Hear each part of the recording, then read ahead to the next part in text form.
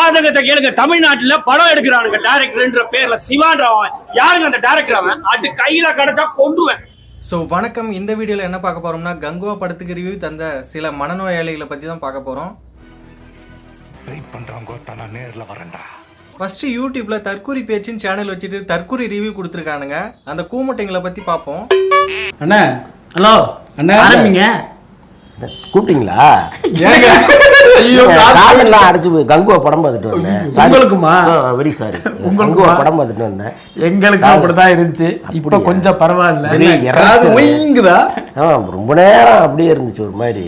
அதான் தம்பி சொன்ன மாதிரி கங்குவான்னு டைட்டில் வச்சதுக்கு பதிலாக கத்துவான்னு வச்சிருக்கலாம். கங்குவான்னு வச்சதுக்கு பதிலாக கத்துவான்னு வச்சிருக்கலான்னு இந்த தற்கூரிங்க சொல்றானுங்க. நான் ஒன்று இந்த தற்கூரிங்கள்ட்ட கேட்குறேன். போருக்கு போகும்போது கத்தாம லவ் டுடே படத்துல வர மாதிரி ரொமான்ஸா பண்ணிட்டு திரிவானுங்க. உட்காந்துட்டு திமிரா உட்காந்துட்டு பேசிட்டு கூடாது.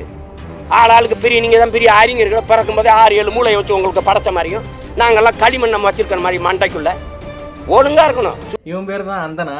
தற்கூரி பேச்சு சேனல்ல வந்து ஒன் ஆஃப் த மெம்பர் தான் இவன் சொல்றான் கங்குவா டீம் எல்லாருமே வந்து தலைமறைவாயிட்டாங்களாம்.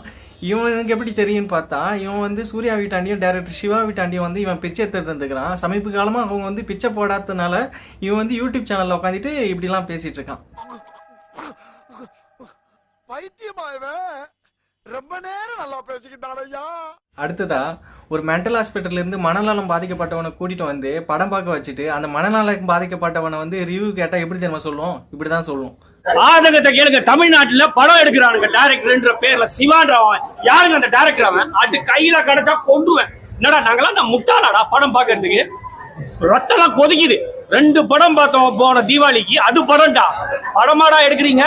தேவி ஸ்ரீ பிரசாதா மியூசிக். அவன் ஒரு பைத்தியக்காரன். இவன் அப்படியே போக சொல்லுங்க சூர்யாவை. படம்னா என்ன கேரப் பயிலுங்களா? நாங்களாம் காசு கொடுத்து பாக்குறாங்க. ஒரு காசும் ஒரு சும்மா கிடைக்குதா? பைத்தியகாரத்தனமா படம் விஷுவலும் இல்ல, எஃபெக்டும் இல்ல, ஒரு மண்ணாங்கட்டி இல்ல. பாட்டு பிடிச்சா உங்களுக்கு சார்? அவனா படம் தொடங்குனதுல இருந்து கத்திக்கிட்டே இருக்கானுங்க.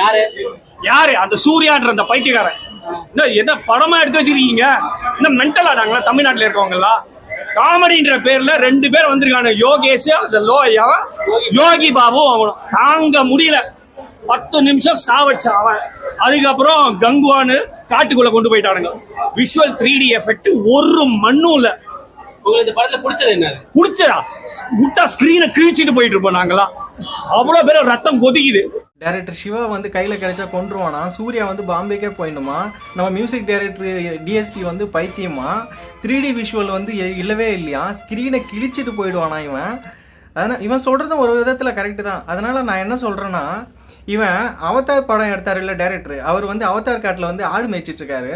அவர்கிட்ட போய் மண்டி போட்டு எப்படியா இப்படிலாம் படம் எடுக்கிறீங்க? எங்கள் தமிழ்நாட்டில் வந்து இப்படிலாம் படம் எடுக்க தெரியல யாருக்கும். எங்கள் தமிழ் டைரக்டருக்கு யாருக்கும் படம் எடுக்க தெரியல. அதனால இவன் வந்து எடுத்துக்கூடியா அப்படின்னு சொல்லி கூட்டிட்டு வர சொல்லுங்க. வருஷத்துக்கு ஒரு கிரிக்கெட்ட சிக்கிறடா சாமி. அடுத்ததா கூமட்ட மாறந்த அந்த ரிவ்யூ பார்க்கலாம். இந்த ஃப்ளாஷ்பேக்கில் இந்த கங்குவா போர்ஷன் வந்துருச்சு. அப்பா இதுக்கு மேலே கதை சொல்லுவாங்கன்னு பார்த்தா 2 ஒன்று கொண்டு சலைச்சதுன்ற மாதிரி 2 போர்ஷனுக்கு கடும் போட்டி ஆகிப்போச்சு. எப்படா இடவேளை வருன்ற மாதிரி ஆகிப்போச்சு. இந்த கங்குவா போர்ஷன்லையாவது யார் நேரடி வில்லன், இந்த வில்லனுக்கும் ஹீரோ கும்பலுக்கும் என்ன பிரச்சனை அப்படிங்கிறது ஒரு டீடைல் பண்ணிட்டு அதுக்குள்ளே போயிருந்தா கூட பரவாயில்ல. என்ன பிரச்சனைன்னு தெரியல. அவங்க காட்டு கத்தா கத்திட்டு கிடக்குறாங்க. யாருமே படத்தில் பேசவே மாட்டேங்கிறாங்க. கத்திக்கிட்டே தான் கிடக்குறாங்க. இந்த படம் பார்த்துட்டு எல்லாரும் தூங்காமல் இருந்ததுக்கு ஒரு முக்கியமான காரணம் இந்த படத்துடைய மியூசிக் டைரக்டர் டிஎஸ்பி தான் சொல்லணும். எதெல்லாம் தட்டினா சத்தம் வருமோ அதெல்லாம் வாங்கி தட்டி இந்த பாத்திர கடையெல்லாம் புது பாத்திரம்லாம் வாங்கிட்டு வந்து தட்டினாருன்னு தெரியல. ஒரே இறைச்சல், எவனும் தூங்க முடியல. இந்த படம் ஓடிட்டு இருக்கும்போதே ஒரு மீம் வந்துச்சு. அதில் ஒரு மீம் போட்டிருந்தாங்க, காட்டு முக்கப்படம் எடுக்கிறவங்களாம் பார்த்துருக்கோம், ஆனால் காடு போய் முக்கப்படம் எடுத்தவங்க இப்போ தான் பார்த்துருக்கோம் அப்படின்னு போட்டிருந்தாங்க. இவன் சொல்றதெல்லாம் வச்சு பார்த்தா நல்ல செவிட்டு மிஷினாக வாங்கி மாட்டானா. படத்தில் பேசுறது அதுக்கப்புறம் டயலாக் எல்லாம் நல்லா கேட்கும். கங்கா படத்தை இவன் கூமோட்ட படம்னு சொல்றான். இந்த கூமோட்டை எடுத்த படம் ஒன்று இருக்கு. அந்த படம் பேர் தான் ஆன்டி இண்டியன். அது ரிலீஸ் ஆகி மரணத்தே குழி தோண்டி புதைச்சிட்டான் இவனே. ஏன்னா அந்த லட்சணத்திலாம் அந்த படம் இருந்துச்சு.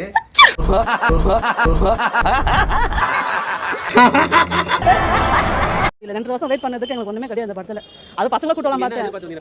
ஒரு காமெடி இருக்கலாம், பாட்டு இருந்திருக்கலாம், லவ் சீன் எப்படி சொல்றாங்க அந்த மாதிரி இருக்கலாம். இந்த பர்சன் சான்ஸ் புரிஞ்ச மாதிரி கதை புரிஞ்சிருக்கலாம். ஒண்ணுமே இல்லாம அது வேஸ்டா ஏன்டா 3 மணி உட்கார்ந்து வீட்ல வேலை பார்த்துக்கலாம் தோணுது எனக்கு. ஒண்ணுமே சொல்ல முடியல. நான் உங்களுக்கு கொடுக்குறேன், நீங்க பாத்துட்டு காசு சொல்லுங்க, நான் நம்பர் கொடுக்குறேன், வீட்டு அட்ரஸ் கொடுக்குறேன், நான் சொல்லிட்டு பாங்க, நான் ஓகேனா வரேன். படத்துல பாட்டு இல்ல, காமெடி இல்ல, கதை இல்லையா? எனக்கு தெரிஞ்சு இந்த பூமர் வந்து தியேட்டருக்கு போயிருக்காரு. தியேட்டருக்கு வெளியே வந்து பஜ்ஜி பாண்டா வித்துருக்கோம். அதனால தான் வந்து இதுக்கு ஒண்ணுமே புரியலன்னு நான் நினைக்கிறேன். அவனை சொல்லி நிறுத்துங்களேன்டா. அவன் நிறுத்துற அந்த லூசுக்கு மட்டும் வந்துட்டே இருக்கான் போடுறா. வர நிறுத்துற அவனை. பைத்தியக்காரப்ப எதுக்குடா வரீங்க எங்கெல்லாம்? மொத்தத்தில் கங்குவா தூக்கு போட்டு தொங்கவா. ஏதாச்சும் ஒன்று வைரலாக போச்சுன்னா நான் தான் புளித்தி எந்த ரொம்ப வளர்த்தின்னு சொல்லிட்டு சேனலாக போய் ரிவ்யூ கொடுத்து கிடப்பான் இவன். ஏய் நீங்கெல்லாம் பைத்தியமாடா, நீங்க மெண்டலா? சத்தியம் பண்ணுங்க, சத்தியம் பண்ணு, நீ மெண்டலா? நீனு பார்த்த எல்லாரும் அப்படி வாய் பொழுது பார்த்துட்டு இருந்தாங்கப்பா. நிஜமா சூர்யா சொன்னது உண்மைதான். உண்மைதான். ஏன்னா வாய் பொழுது பார்த்துட்டு இருந்தாங்க, நல்லா தூங்கிட்டு இருந்தாங்க பாதி பேர். அவ்வளவு சவுண்டு, அந்த எஃபெக்ட்லயும் தூங்குறாங்க. எங்கேயோ கேட்ட மாதிரி இருக்குல்ல இது. கொஞ்ச நாளைக்கு முன்னாடி ஏதோ ஒரு படம் வந்துச்சுல்ல, ரொம்பலாம் கஷ்டப்படாதீங்க. கோட்டு இந்த ஜென்மங்களாம் நாய் எலும்பு கலைகிற மாதிரி சேனல்னா போய் பிச்சை எடுத்து பொழைக்கிற கும்பலுங்க இந்த கும்பலுங்க. அட்டிங் இது என்ன பெட்ரூமா ராஸ்கல்? குப்பை தொட்டியில படுத்தா வாயில தாண்டா கொட்டும் பிச்சைக்கார பையல. அதெல்லாம் நீ சொல்லக்கூடாது. நீ அதை எப்படி சொல்லலாம்? இப்படிதாங்க கங்குவா படத்துக்கு வந்து விமர்சனத்தை பார்த்து ஜோதிகா வந்து கதறிருக்காங்க. பேசாம இந்த கங்குவா படம் பார்த்ததுக்கு 4 சின்ன பிள்ளைங்களுக்கு அது ஹெல்ப் பண்ணிருக்கலாம். அடுத்ததான் இந்த அரவைக்கடை அக்கா தான் ஜோதிகா மேடம் வந்து கோவிலுக்கு செலவு பண்றதுக்கு பத்தி ஹாஸ்பிட்டலுக்கு ஸ்கூலுக்குலாம் செலவு பண்ணலான்னு ஒரு 5 வருஷத்துக்கு முன்னாடி வந்து சொல்லியிருப்பாங்க. அது வந்து கஜினி படத்துல வந்து சூர்யா வந்து தனக்கு மருந்து பார்த்தெல்லாம் பச்சை குத்தி ஞாபகப்படுத்திக்கிற மாதிரி முடிஞ்சு போன கதையை இந்த அக்கா வந்து இப்போ வந்து இந்த படத்துக்காக சொல்லிட்டு இருக்காங்க. Boomer uncle, yes come on come on uncle. Boomer boomer boomer boomer boomer. அடுத்ததான் வந்து கங்குவாவுக்கு சங்கு, சூர்யாவுக்கும் அவங்க மாமியார் வீட்டில் இருந்த செருப்படி அப்படின்னு வந்து இவனுங்க சொல்லிட்டு திரிகிறானுங்க. இவனுங்களாம் எப்படி தெரியுமா? அதாவது யூடியூப் சேனலில் உட்காந்துட்டு எவன் கூடிய கெடுக்கலாம் அப்படின்னு சொல்லிட்டு யோசிக்கிற ஆளுங்க தான் இவனுங்க. இப்படி பண்றிய ஏன் முட்டா பயனுள்ளா? உங்க அறிவுலி அறிவு பேயில போவான் மூஞ்சி மோரையும் பாரு, மூஞ்சி மோரையும். கடைசியாக ஒருத்தன் இருக்கான், அவன் பேர் வந்து செய்யாறு பாலோ செய்யாறு புண்ணாக்கோ ஒருத்தன் இருக்கான். அதாவது தமிழ்நாட்டில் வந்து 4 மணி ஷோ இல்லைன்னு சொல்லிட்டு அதாவது குப்பலாரியில் ஏறி போய் நான் ஆந்திராவில் போய் 4 மணி ஷோ வந்து பார்த்துட்டு வந்து மொதல் ரிவ்யூ கொடுத்தா தான் இவனுக்கு வந்து சோறு கிடைக்கும். இல்லைன்னா வந்து இவனுக்கு வந்து சோறு கிடைக்காது. அதாவது இதுவே இவனோட பழைய வீடியோலாம் எடுத்து பார்த்தீங்கன்னா அஜித்தை பற்றியோ விஜய் பற்றியோ எதுவுமே தப்பாக பேசியிருக்க மாட்டான். ஏன்னா வந்து அஜித் ரசிகர்களோ விஜய் ரசிகர்களோ என்ன பண்ணுவாங்கன்னு அவங்களே தெரியாது. அதனால் அந்த பயத்தில் வந்து இவன் வந்து பேச மாட்டான். அதுவே சூர்யா, விக்ரம், தனுஷ் இது மாதிரி ஆளுங்களை வந்து அவன் பேசுவான். ஏன்னா அவங்க வந்து எதுவும் பண்ண மாட்டாங்கன்னு வந்து இவனுக்கு வந்து தெரியும். அதனால வந்து இந்த எகத்தாளமாக பண்ணிட்டு இருப்பான் இவன்.